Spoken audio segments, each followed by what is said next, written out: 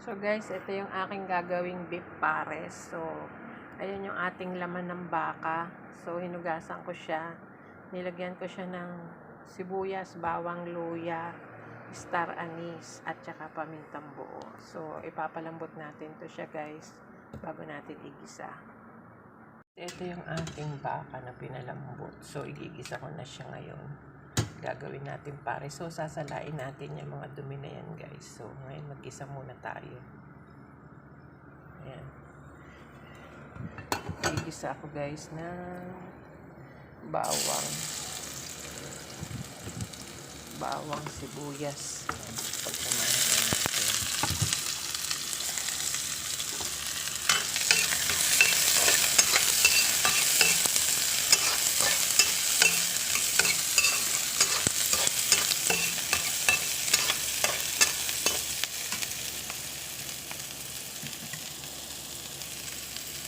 Yan yung laman ng baka.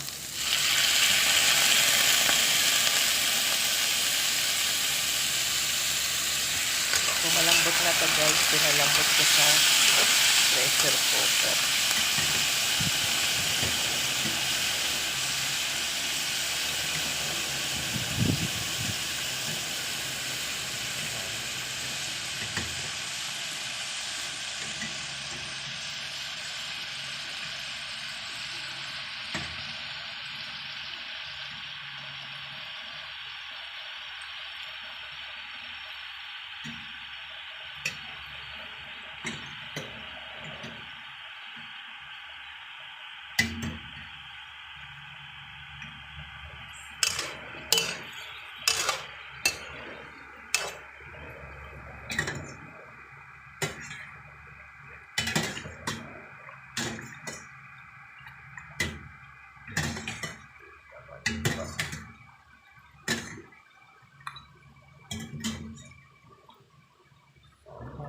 Natin guys.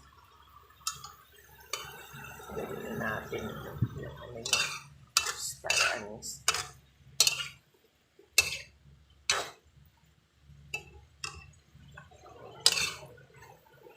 So, igisa natin siya sa konting patis.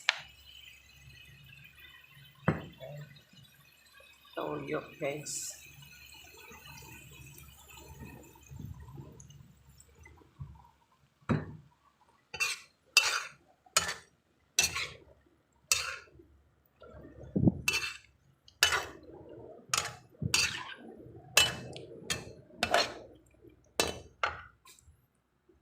Tuyo. Lagyan natin ng paminta. Pamintang durog. May pamintang buo na to. Tapos, oyster sauce. Ayan.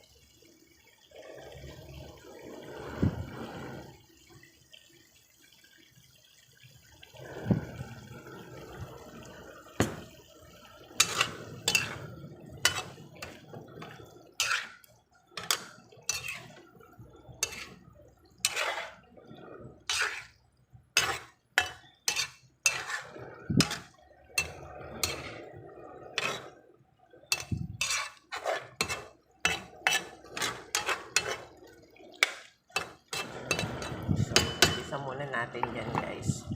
Lagyan ko pala siya ng isang beef cubes. Malambot na yan guys, kaya saglit na lang natin yan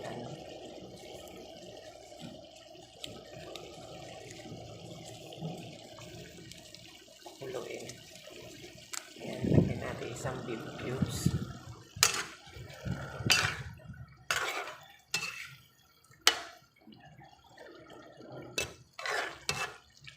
Pakapitin muna natin yung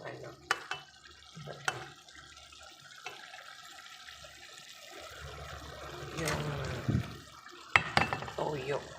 Takpan natin guys. So yan guys, ayan, nasangkot siya na natin siya. Nilagyan ko na rin ng asukal na yung may, ayan, muscovado guys, para mapula siya. So, lagay natin yung beef stock. Tikman muna natin. Salain ko yung beef stock guys, wait lang. So ayan guys, nilagyan ko siya nung beef stock, yung pinagkuluan natin. So Pakuluin natin yan and then lalagyan natin siya ng slurry. So, nagkanaw ako ng cornstarch guys sa tubig. May dagdagan natin.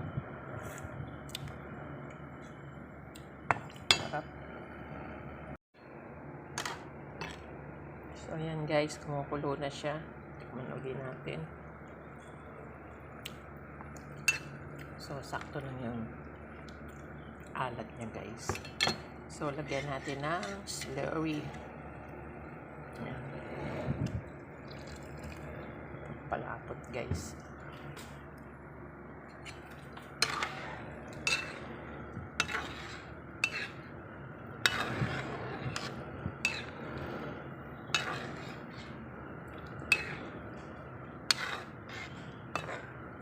Pagtahin natin yung lapot niya guys.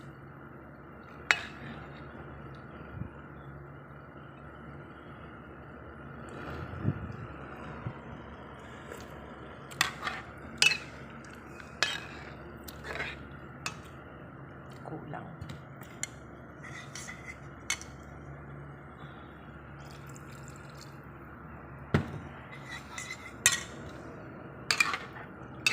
So, titingnan nyo guys yung lapot niya. So, ayan.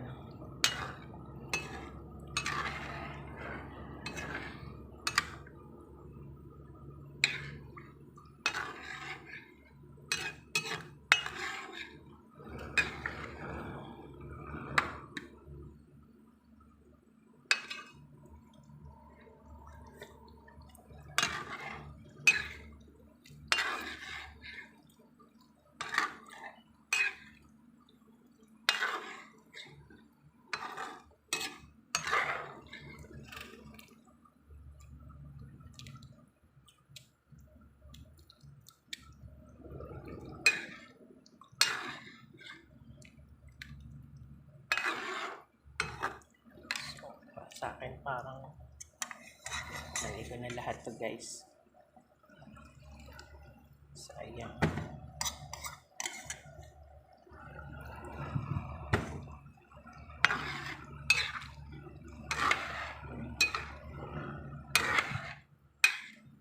So yun guys.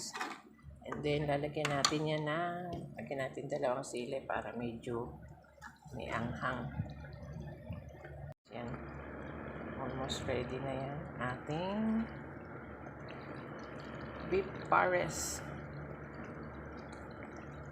Ayan. So, sakto na yung lapot niya guys. And then, lalagyan natin ng konting sesame oil. Ayan. Pag ganyan paluto na guys para Chinese na Chinese yung lasa niya. So, okay na to guys. Almost done na ating beef pares. Sarap niya guys. Ito lang.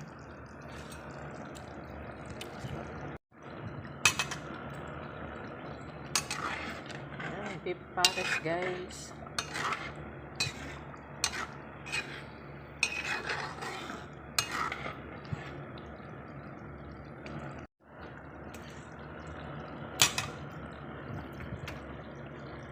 Kaluluto lang ng ating beef pares. Sarap niya guys. Saktong-sakto lang yung timpla.